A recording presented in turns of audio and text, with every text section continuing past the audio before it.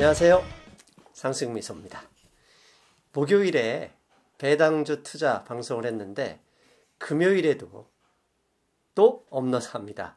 오늘은 지난 그 설명절에 아침에 제가 김어준의 뉴스공장을 들었습니다. 그런데 그 소득 주도 성장에 대한 코멘트를 김어준 사회자께서 하셨는데 그에 대해서 좀 더 구체적인 그다음에 다른 의견이 있어 이 방송을 하게 됐습니다. 2월 6일 방송이라 하루라도 늦춰지면 시의성이 떨어지잖아요. 그래서 하루 무리해서 준비를 했습니다.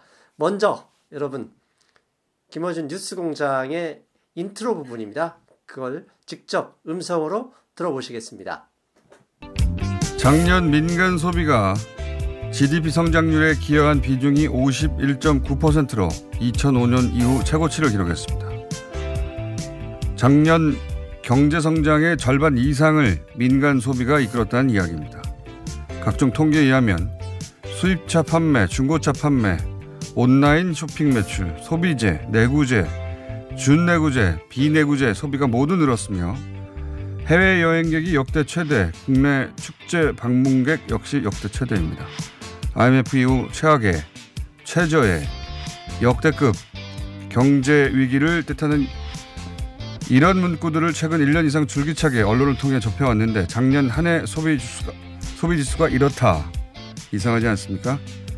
특히 민간 소비지출 증가율이 경제 성장률을 상회합니다. 이건 2003년 이후 처음 있는 일입니다. 이상한 일이죠. 작년 한 해 이러한 각종 소비 지수를 되돌아보며 두 가지 중요한 지점을 깨닫게 됩니다. 그 하나는 가계 임금과 소득을 늘려 저성장 시대의 한계를 넘어서고자 하는 소득주도 성장의 가능성을 따져볼 수 있게 됐다는 점. 그리고 1년 내내 최악의 불황이라는 식의 보도만 주구장창 쏟아낸 상당수 언론의 진짜 목적은 있는 불황을 보도하는 게 아니라 없는 불황도 만들어내려 했다는 점. 벌써 한 달이 지난 올해 경제는 이 두 가지 점만 제대로 확실하게 이해하면 되겠다. 김어준 생각이었습니다. 네, 잘 들어보셨죠? 예, 저보다는 목소리가 썩 좋은 것은 아니라서 제 찰랑찰랑한 목소리를 듣다가 이게 뭐지 하면서 놀라신 분도 있었으면 좋겠다. 이렇게 말씀드리고요.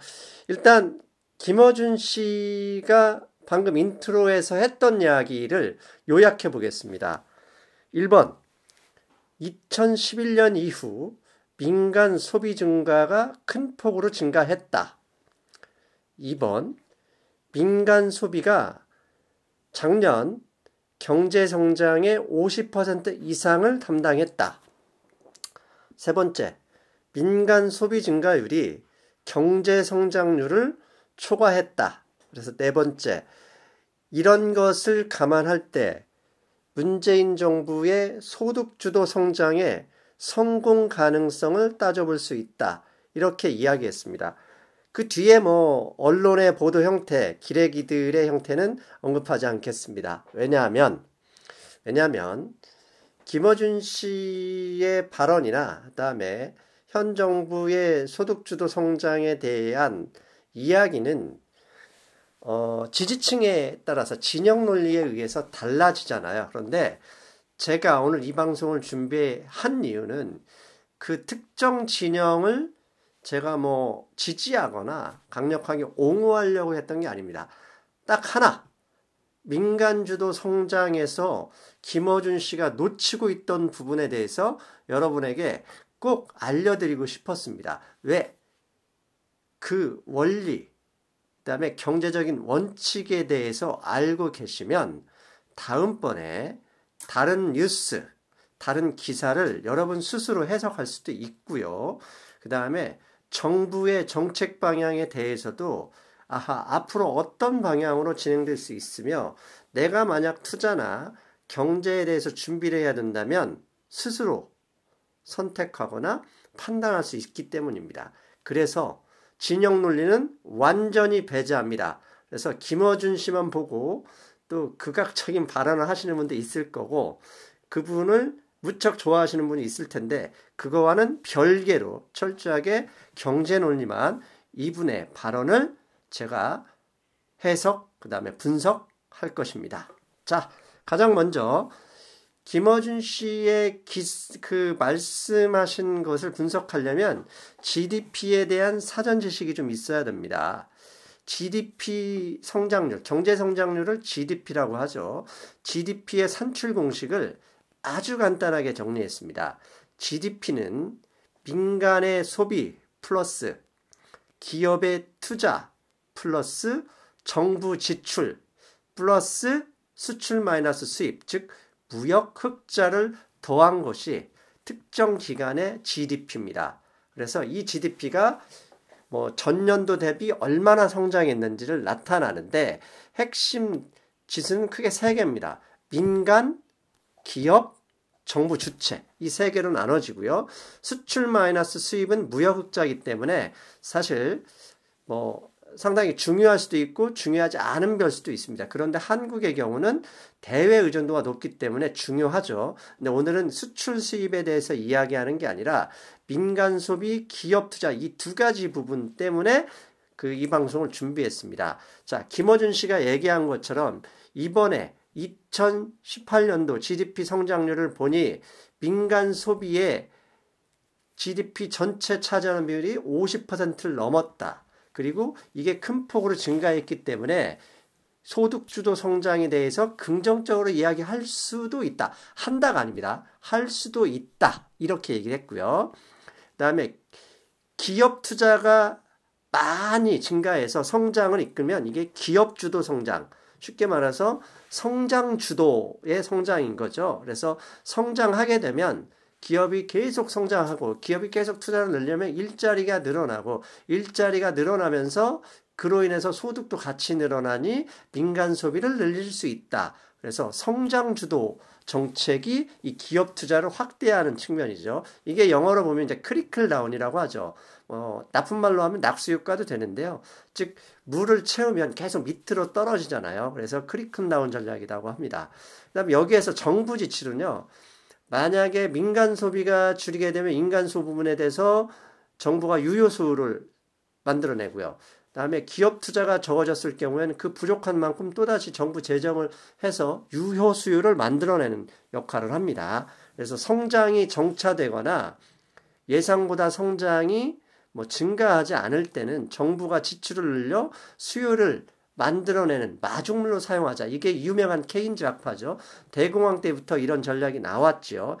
그래서 유효 수요를 만드는 게 정부의 역할이니 저게 늘었니 줄었느니 큰 의미가 없습니다. 왜? 성장이 정체되면 정부의 역할이 그런 거니까요. 그래서 우리가 오늘 살펴본 것은 김어준 씨 주장대로 민간 소비가 늘어난 걸 소득주도 성장이 성공한 것으로 판단할 시초가 될 수 있는지 아니면 다른 쪽으로 해석할 만한지에 대해서 제가 이제부터 말씀드리겠습니다. 가장 먼저 김어준 씨의 말씀을 팩트 체크하겠습니다. 네, 국내 GDP 생산량이 2013년부터요. 이거 한국은행 자료입니다. 2주 전에 제가 이미 한번 한국은행 자료를 여러분께 설명드린 적 있죠? 그 표에서 가져왔습니다. GDP 생산, 국내 총생산 GDP가요. 작년에 2.7% 증가했습니다. 그런데 민간 소비가 당시 GDP 전체에서 2.8%를 차지했습니다. 근데 이 2.8% 민간 소비가 늘어난 것은 지난 2011년 2.9% 성장한 이후 6년 만에 최고치를 기록한 겁니다. 이 얘기는 가계의 소비가 6년 만에 상당한 수준으로 늘었다는 의미죠. 그리고 김어준 씨가 그 얘기도 했죠. 지난 정부에선 건설업에 올인했었다. 예, 건설 투자가 2015년과 16년 크게 늘어났었죠. 그런데 이번 정부에서는 2018년 작년에 마이너스 4% 건설 투자에서 저렇게 성장률을 까먹었던 걸 민간 소비와 그 다음에 정부 소비 앞에 재정 지출을 늘렸던 거에서 늘어났고요. 그 다음에 핵심 부분이 밑에 파란색 수출입니다. 수출에서 늘었기 때문에 건설 투자가 줄었던 부분을 어느 정도 이렇게 보충할 수 있었던 거죠. 그래서 뒷변에서 말씀드리겠지만 이 건설 투자 부분, 그 다음에 수출 부분은 꼭 한번 기억하고 계셔야 됩니다. 자, 그렇다면 우리가 생각해 봐야 될 문제가 있습니다. 이게 팩트체크 끝난 거냐? 아니에요. 아직 시작도 안 했습니다. 그런데 김어준 씨가 얘기한 팩트, 민간 소비 증가한 건 맞습니다. 그거 팩트 맞습니다. 그러나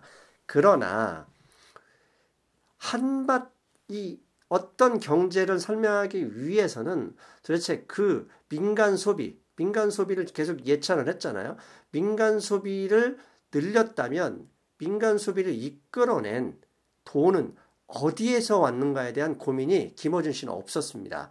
근데 저는 그 돈의 출처를 밝히고 그 돈이 정말 늘어난 소득에서 나온 건지 아니면 지금까지 가지고 있던 저축을 깨서 나온 건지 아니면 돈을 빌려서 부채를 늘려서 소비했는지를 파악한 후에야 그걸 제대로 체크해 봐야 소득주도 성장 성공 가능성을 제대로 파악할 수 있다. 이게 제 주장입니다. 그래서 지금부터 여러분께 소득 증가에서 왔는지 저축을 깬 것인지 아니면 부채가 늘어나서 그만큼 소비가 늘었던 것인지 하나씩 파악해 보겠습니다. 그래서 민간 소비 출처는 결국 소득, 부채, 저축 이 세 부분에서 나온다.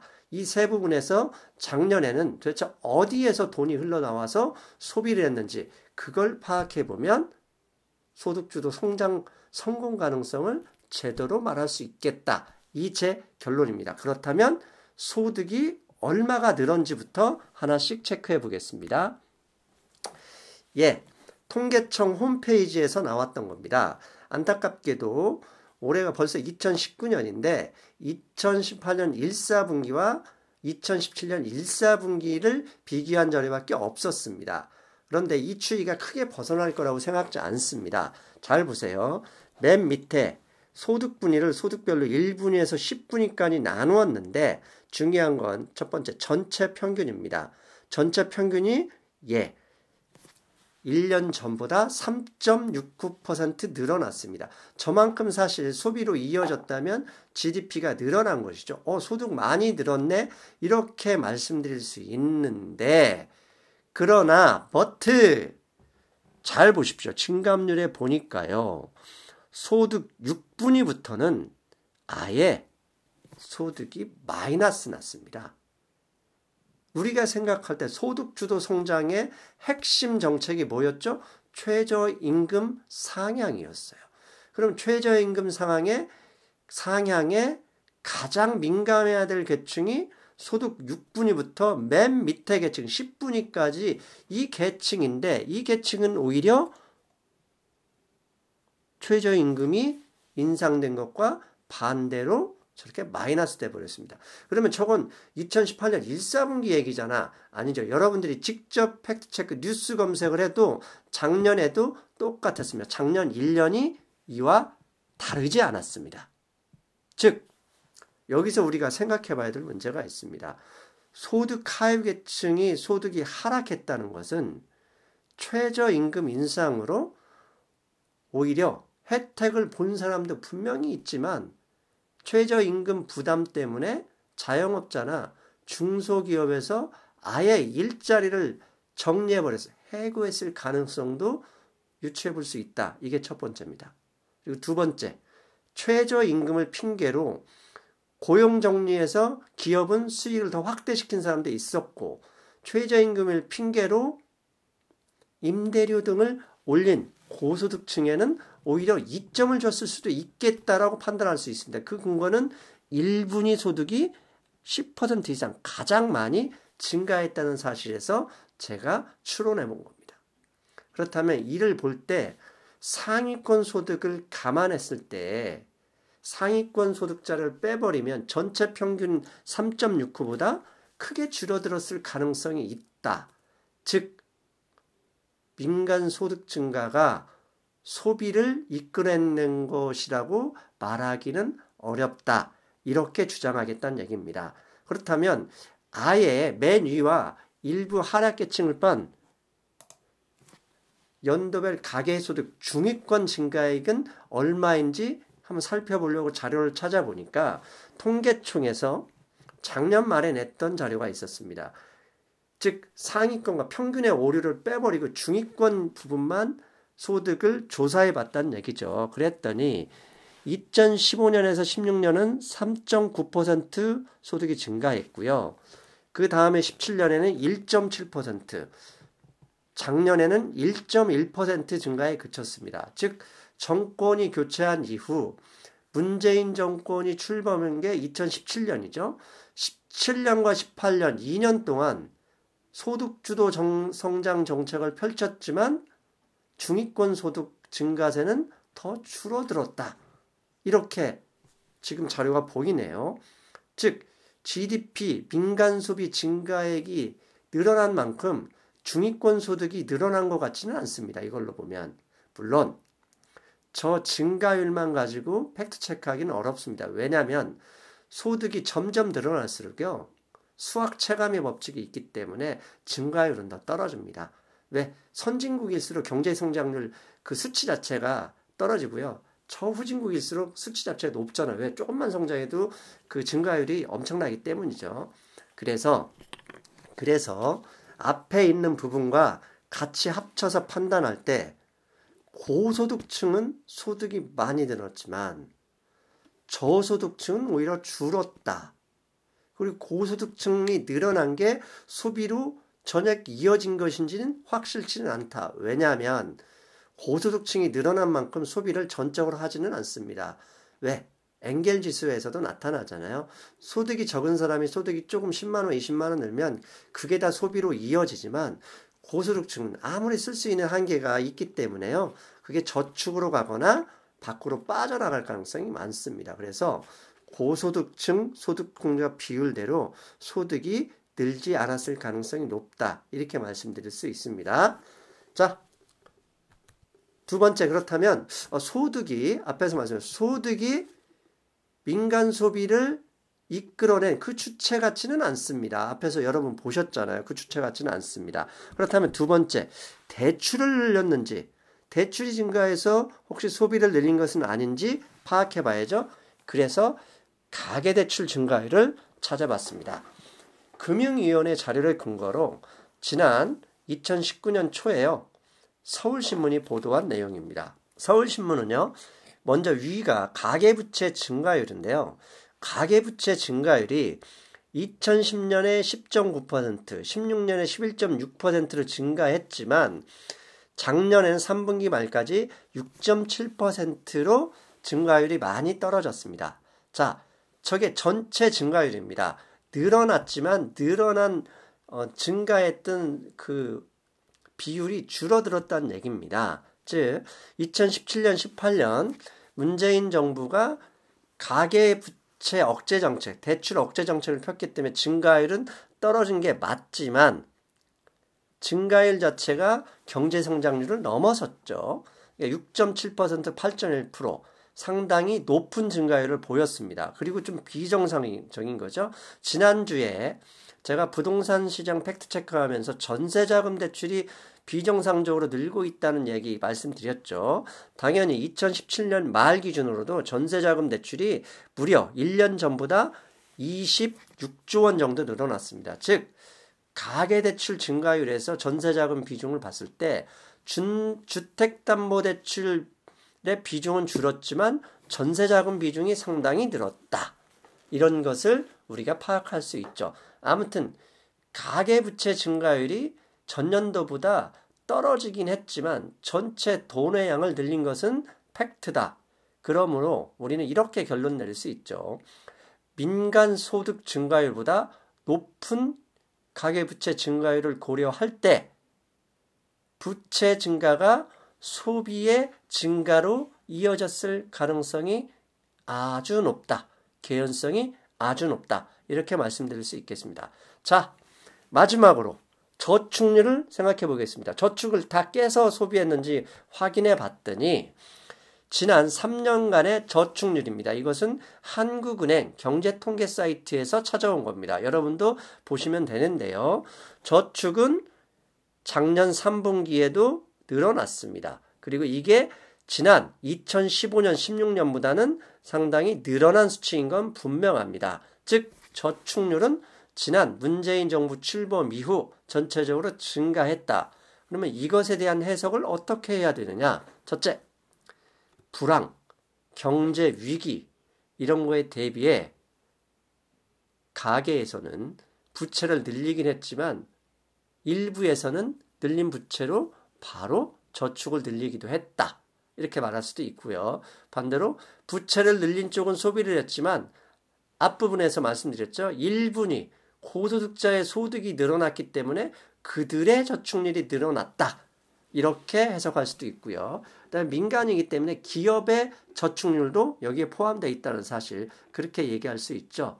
그렇다면 저축률은 늘었는데 소비가 증가했다는 얘기? 아하, 이렇게 말씀드릴 수 있죠. 앞에서 우리가 부채에 대해서 파악했을 때 이야기했던 것처럼 아하, 소득 증가는 아주 미미했고 대출은 많이 늘었고 저축은 오히려 늘었다. 그렇다면 전체적으로 민간 소비를 주도했던 것은 소득이 아니라 부채가 늘어나서였었다. 이렇게 충분히 결론을 낼 수 있습니다. 그렇다면 이 세 가지를 확인한 결과 저는 진영 논리와 상관없이 김어준 씨가 이야기하지 못한 경제 팩트 체크가 알려주는 이야기를 몇 가지로 정리해 보겠습니다. 첫째, 김어준 씨가 얘기한 민간 소비 증가는 사실 맞다.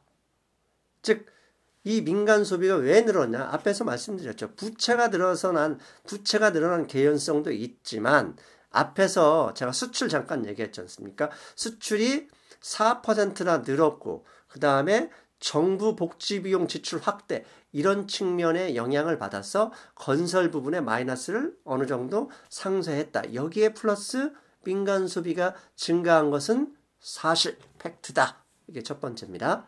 두 번째, 중요한 건 소비 증가를 이끌어낸 민간 소비 재원은 가계대출에서 나왔을 가능성이 아주 높다.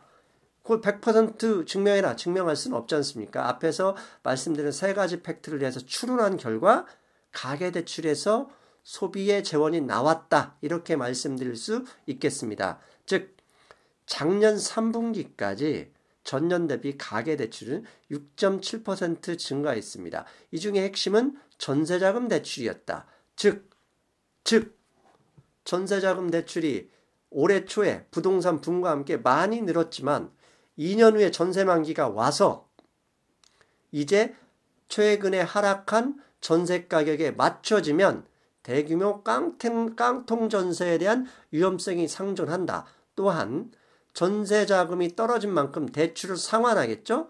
그렇게 되면 그만큼 돈이 사라지니까 이건 민간 소비 둔화세, 경제 성장률 하향에도 영향을 끼칠 확률이 높다. 이에 대한 2년 후 2020년부터 정부 경제정책에 대비가 필요하다. 이렇게 말씀드릴 수 있고요. 세 번째, 저축률이 증가하고 있어서 저축을 깨서 소비한 건 아니었다. 즉 심리적 위축으로 인해서 소비 증가를 제한할 수도 있었다. 즉 일부 언론의 과도한 과장 보도 이런 게 민간의 심리를 억제한 측면도 있었다. 이렇게 말씀드릴 수 있고요. 또 한면으로는 불황을 대비한 경제 주체들이 대비를 하기 위해서 저축을 늘리고 있다. 이렇게 말씀드릴 수도 있을 것입니다. 즉 마지막으로 한 가지는 좀 긍정적인 부분을 본다. 그러면 소비 여력이 비축되어 있다. 왜? 저축을 깨서 쓰면 되니까 그런 추론도 가능하다. 이렇게 말씀드릴 수 있겠습니다. 자, 이 세 가지만 결론으로 말씀드리면 상승미소가 아니죠. 그래서 좀 더 들어갑니다. 자, 네 번째. 피하고 싶거나 숨기고 싶어하는 그랬을 가능성은 없다고 생각합니다. 하지만 김어준 씨가 얘기한 결과 소득 주도 성장의 그늘은 분명히 존재한다. 이 점은 팩트라는 사실. 왜? 소득분위 하위 계층의 소득이 감소하고 있고요. 이것은 결국 최저임금 인상의 역효과로 오히려 일자리가 줄어들고 있는 것은 아닌가 이렇게 말씀드릴 수도 있죠. 즉 소득주도 성장은 저는 지지합니다. 그 이유는 뒤에서 말씀드리겠지만 그러나 방법적인 것은 좀 아쉽고 안타까운 점이 있습니다. 즉 소득주도라는 것은 버는 것도 있지만 덜 쓰게 하는 것도 저는 소득이라고 생각하거든요. 그렇다면 정부가 그 시차를 두고 가령 직장인들의 소득공제 범위를 확대한다거나 소득공제 많이 줄였잖아요. 세액공제 같은 거 줄이는 거. 그것을 좀 늘려줘서 역으로 수입을 늘려주게 하는 거나 최근에 유류세 인하 등처럼 실질소득을 증가시키는 조치를 단계적으로 확대했어도 좋았을 것이다. 이런 아쉬운 점이 있고요.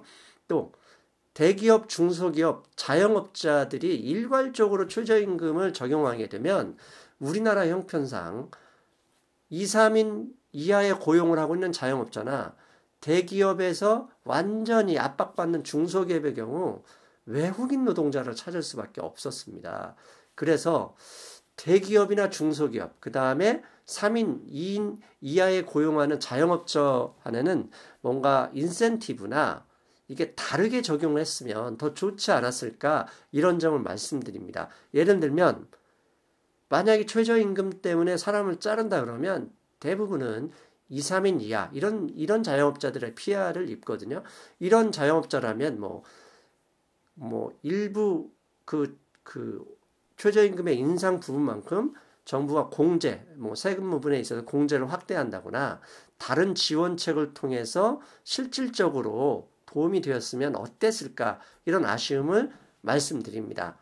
5번째는요. 그렇다면 일부에서 얘기한 것처럼 이거 봐라. 소득주도 성장은 실패한 것이고 없어져야 될 정책이다. 이렇게 말할 수 있는가? 저는 아니라고 생각합니다. 왜냐하면요. 지난 60년간 한국의 경제정책은요. 성장주도 정책이었습니다. 즉 성장주도 정책이 60년간 지속되었는데 편리는 해줬지만 지속적으로 일자리는 감소했고요. 행복지수는 떨어졌습니다.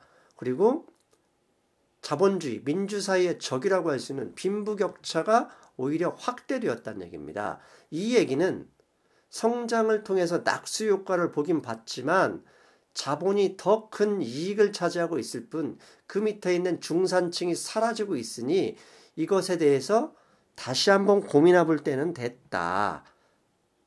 60년간 했던 정책이 나쁜 결과를 오면 새로운 정책으로 우리 사회를 이끌어 볼 수도 있는 거죠. 마치 축구에서 전반전 내내 4-4-2 공격 전술을 썼다고 칩시다. 근데 0점을 냈어요. 점수를 내지 못한 감독이 후반 시작하자마자 3-5-2 전술로 바꿨습니다. 근데 3-5-2 전술로 바뀐 지 5분, 10분도 안 돼서 점수 못 났다고 감독을 욕하는 거나 지금 딸랑 지난 60년간 해서 안 됐던 거 우리 사회의 모순이 확대되는 정책을 딸랑 2년 동안 해서 가시적인 효과가 나오지 않았다고 비난하는 건 저는 무리라고 봅니다.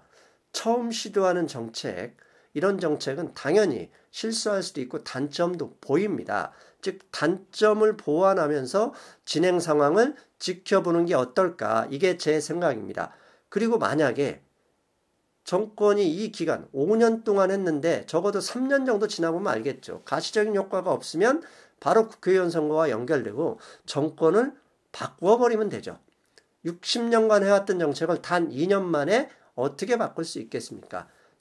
조만간 결국 시간을 우리는 좀 주고 시간을 주었는데도 그 가시적 성과를 못 냈을 경우에는 60년 전으로 되돌아가든지 아니면 이도저도 아닌 제3의 정책으로 경제정책을 시도해 볼 것인지 그때 가서 고민해야 되지 않을까 이런 생각을 합니다. 자, 오늘은 여기까지였습니다. 김어준 씨에 대한 생각, 진영 논리를 철저하게 배각하고 김어준 씨가 미처 언급하지 못한 부분에 대해서 언급했고요. 이에 대해서 완벽한 이해가 된다면 당연히 앞으로 여러분 스스로 경제, 신문, 기사를 해석할 수 있을 것이라고 봅니다. 자, 저는 일요일날 금융시장 브리핑으로 뵙겠습니다. 여러분 안녕.